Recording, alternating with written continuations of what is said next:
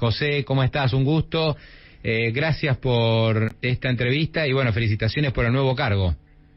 Hola Pablo, buen día. Bueno, gracias a vos por la invitación. Bueno, nuevo rol, como director general de Real Estate Commercial en Cushman & Wakefield.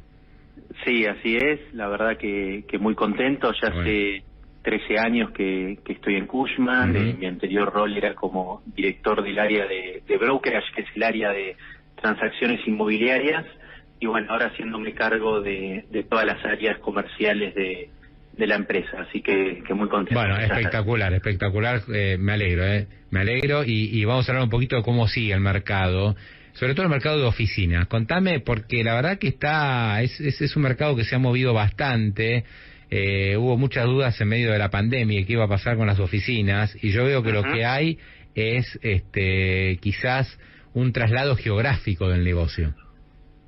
Sí, mira, te cuento, cuando empieza la pandemia, la verdad que empezaron a surgir un montón de interrogantes con el tema oficina. Obviamente muchas empresas empezaron a liberar metros cuadrados y a entregar superficie, por lo cual la vacancia aumentó bastante en el mercado de oficinas, y hoy en día ya se empieza a recuperar, se empieza a ocupar más superficie.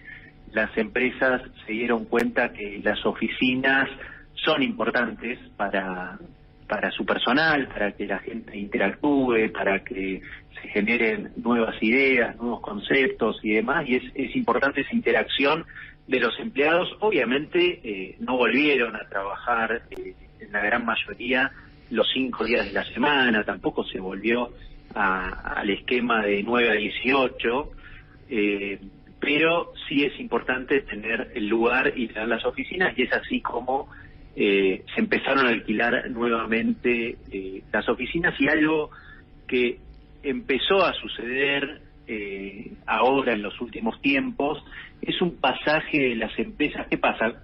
Digamos, cuando se empezaron a liberar las oficinas, empezaron obviamente a bajar los precios de alquiler, ¿okay? A mayor demanda, menor precio. Y los edificios clase A, que son los mejores que existen en la ciudad, están realmente a precios muy competitivos, y las empresas lo que hicieron es lo que se llama un flight to quality, ¿no? Salir de edificios más viejos que tenían para pagar casi lo mismo, un poquito más, y posicionarse en edificios clase A. Claro. Que eso lo que hace también ayuda. Hay un tema soft de las empresas que hoy en día creo que es el gran tema de los gerentes y directores de recursos humanos, que es la atracción y retención de talentos, de gente. Se suma un poco a todo este compromiso también de los empleados de tratar de volver a la oficina, y que las empresas están empezando a promover cada vez más, pero hoy también hay un tema de atracción y retención. Y las empresas empezaron a dar cuenta que las oficinas son una parte de la solución de ese problema. Así que lo que hacen muchos es o remodelar sus oficinas o mudarse a mejores oficinas pagando casi lo mismo que estaban pagando, pero teniendo un lugar mucho mejor ubicado, y que eso haga que atraiga más a los empleados. Claro, eso hace que las oficinas, por ejemplo, del microcentro estén sufriendo, ¿no? O hay un gran éxodo, y ese éxodo se da a Catalina, se da al Corredor Libertador, se da a Palermo Hollywood, ¿no? Lugares donde, bueno, el empleado tiene más ganas de ir, no le cuesta tanto, está más a mano. Entonces, ahí es donde se produce una retención mayor de talento. Así es, totalmente. Mejor no lo pude haber, no lo puedes haber dicho. Y para que te des una idea, no sé, los números del trimestre pasado, de fines del 2022, demostraron que lo que es clase B hubo una absorción negativa. Absorción negativa es cuando se libera metros, y absorción positiva es cuando se ocupan esos metros. Entonces, en lo que son edificios clase B, que son de una categoría más baja, se liberaron alrededor de 9.000 metros cuadrados, y en lo que es la categoría alta, clase A, se ocuparon 18.000 metros cuadrados.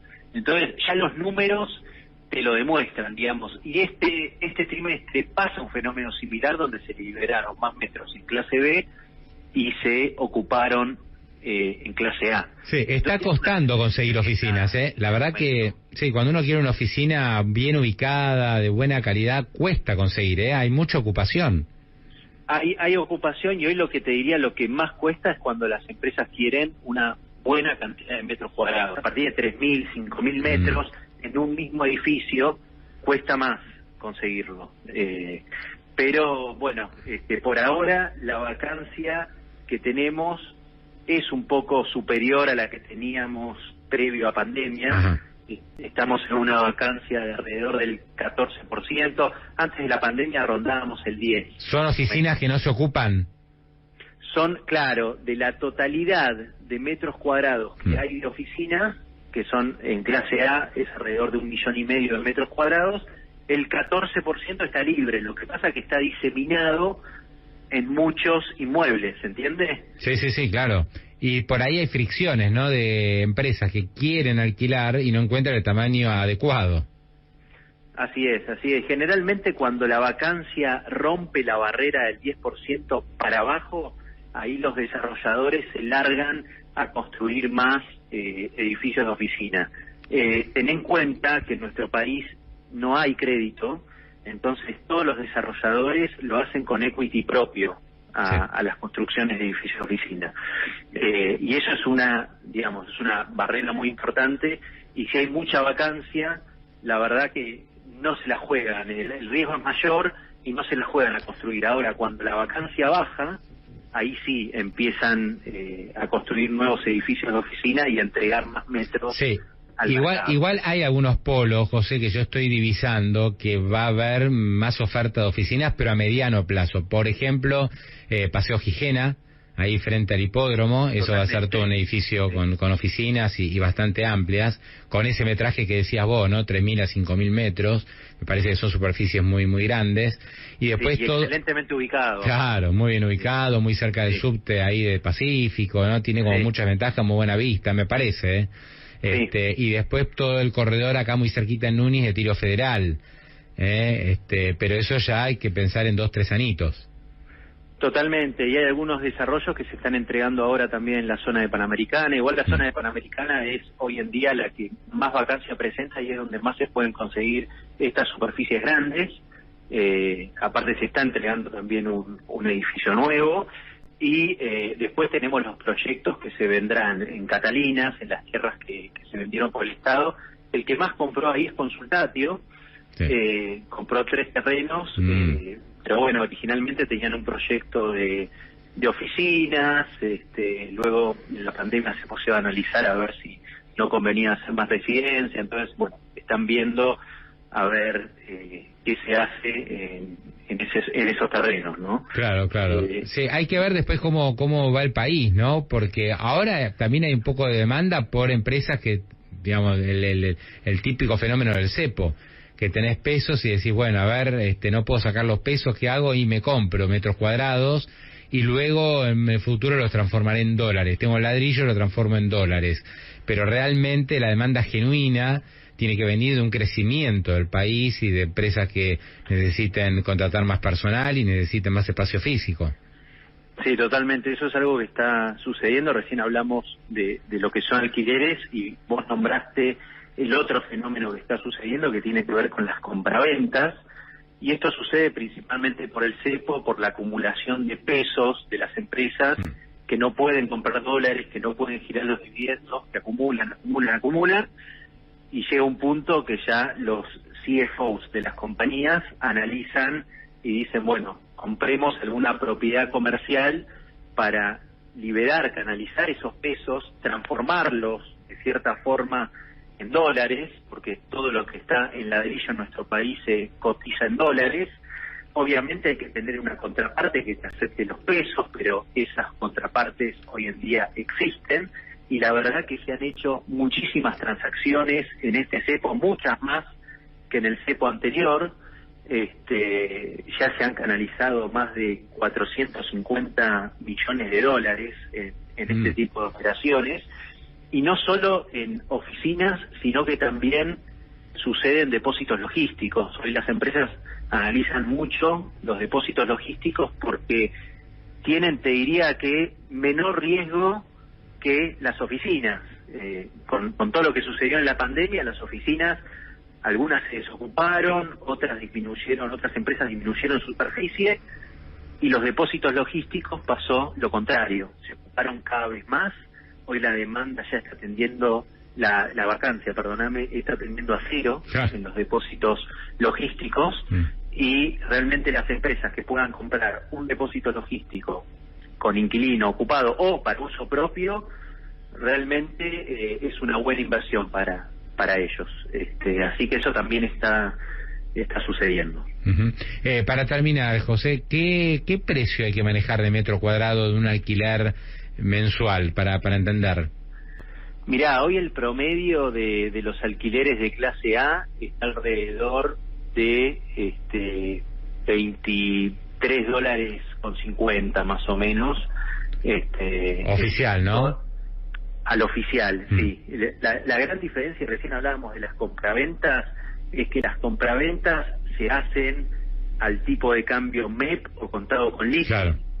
Y eso sí, las compraventas rondan alrededor de los $5.000 el metro cuadrado en edificio clase A, pero se pagan al tipo de cambio MEP, en pesos al tipo de cambio MEP. Y los alquileres, cuando las empresas compran eso, se reciben al tipo de cambio BNA. Generalmente estos edificios que valen $5.000 no pagan $23 de alquiler, por ahí pagan 27, 28 de alquiler, porque son los más premium. Pero, bueno, todo el mercado, el promedio es alrededor de $23.50. O sea que el alquiler todavía se beneficia de la brecha para el que alquila, ¿no? Ahora el tema, sí. el día que unifiquen y que el propietario se ve perjudicado. Claro. Digamos, hay ciclos en la Argentina. Hay ciclos que benefician a los propietarios, como fue el gobierno anterior, donde el tipo de cambio estaba unificado, y ahí las rentabilidades quizás sí estaban en torno del 7-8% anual en dólares, y hoy en día el ciclo claramente beneficia a los inquilinos que pagan en dólares al tipo de cambio oficial, y los propietarios la rentabilidad les disminuyó a la mitad, está alrededor del 3,5, 4. Sí. Por eso yo cuando me preguntan por alquiler, me dicen, me sale tanto al tipo de cambio oficial, digo, buen negocio. Ahora, cuidado, pues es un alquiler de 3 años, y ten en cuenta que este tipo de cambio oficial en algún momento se va a bonificar con el otro, ¿no? Y ahí anda a cantarle al Gardel, o sea, te va a costar por ahí un 50-60% más en pesos a valor hoy. Sí, eso es lo que pasó cuando Macri unificó, pero la verdad que, bueno, ya todas las empresas lo saben cuando eso pasa. Nosotros pensábamos que iba a haber un problema con eso, que las empresas iban a negarse a pagar tanto, iban a querer negociar, y la verdad que en el 2015 no pasó eso, no sucedió. Y bueno, es algo, como te digo, que son ciclos, y las empresas mismas saben que hay momentos que ellas están beneficiadas y hay momentos en donde, bueno, siempre hay que pagar lo que corresponde, y que si está atado el tipo de cambio BNA, bueno, es lo que valga en ese momento el tipo de cambio BNA. Correcto. José Viñas, director general de Cushman & Wakefield, un abrazo grande, gracias y felicitaciones de vuelta. Gracias, Pablo, un abrazo.